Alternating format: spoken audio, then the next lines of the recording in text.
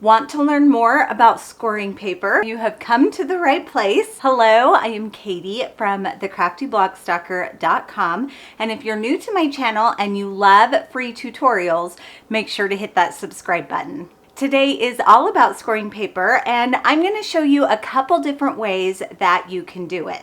I've got most of the supplies that we will be using today laid out on my table, and I do have a supply list with shoppable links in the description of this video and in the blog post. To start, let's talk about why you want to score your paper when you are folding it. Let's say I wanted to make a card with this piece of scrap paper that I have here. The first thing I'd want to do is fold it in half. So I'm just going to fold it over and try and line up these corners. And then fold it. You can see that that fold is kind of a clunky fold.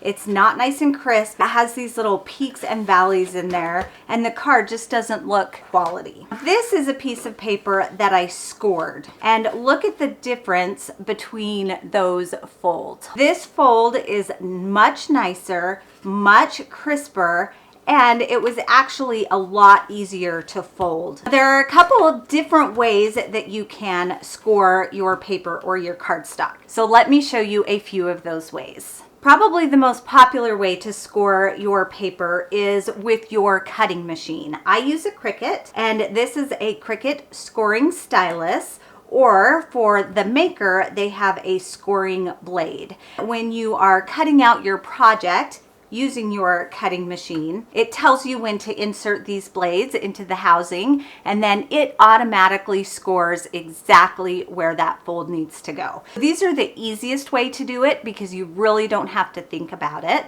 But if you're creating a project that you don't need the Cricut for, but you still need to fold it, here are a few other ways to create that score line. For the first method, I am using a self-healing mat, a steel ruler, and a butter knife. You don't have to use a steel ruler. You can use any ruler, but this ruler is nice because it has this little grip on the bottom, so it makes it harder to slide when using it. I have this piece of paper here that I'm going to use as a card base, and I need to fold it in half. First, I'm going to measure it. I can do that by putting it on the 0 line. I can see that it is 8.5 by 5.5. Before I fold it, I want to score it in half.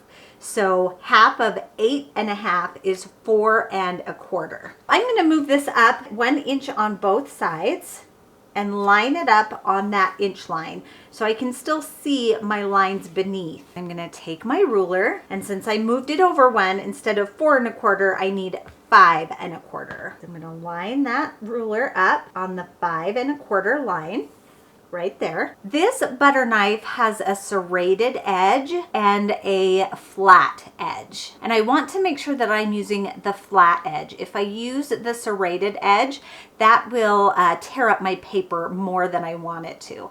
So I'm going to use this flat edge. I'll hold down my paper and my ruler with one hand, and with the serrated side up, I'm going to go along that edge of my ruler. I'm going to do it a couple times just to make sure that I get it. Then I can lift that up, and hopefully you can see that line in there. Then I can fold, and automatically it is folding along that scored edge. So I just need to make sure my corners are together and then press down on that fold. And that is a really nice crisp fold line. So you can use a simple knife, a butter knife in this case, to use as your scoring tool. The next method uses a paper trimmer and a scoring stylus. And you could use a knife here, but I am using this scoring stylus. And I've got my piece of scrap paper. Again, I'm going to fold it in half. So first I need to find that middle point. I'll open up my paper trimmer, pull out my ruler,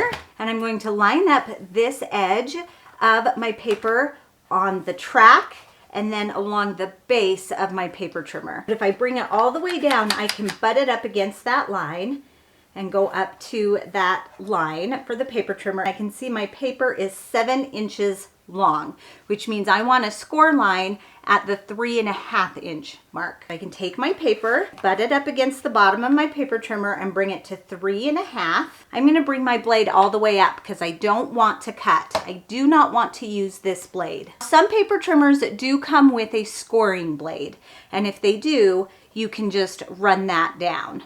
But this trimmer doesn't have a scoring blade, so I'm gonna take my scoring stylus and I'm just gonna run it down that middle track where the blade goes with my scoring stylus.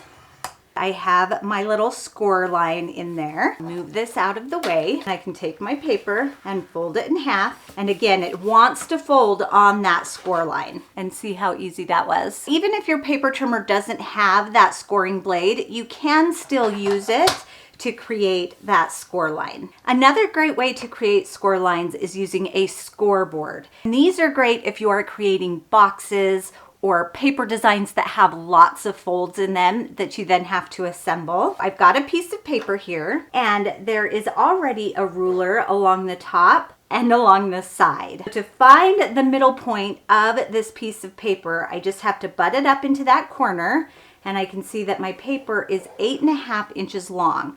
So again, we are going to score at that 4.25. This time to score, I'm going to use a bone folder. You can see this bone folder has a little bit of a tip. It's more of a blunt tip. It's not super sharp, but that blunt tip is also perfect to create score lines. Put your tool in at the top. There's these little slots here at the top, and then it just follows all the way down. Your tool just slides in that groove all the way down your paper. There is our score line, and again, we're just going to fold it right there on that score line, and there is our card base. Here are the methods that we talked about for scoring paper. We have a cutting machine, the ruler and knife method, the trimmer and stylus method, and the scoreboard method. The option that works best for you may depend on the project that you are creating or simply just what tools you have available to use. One question I get asked a lot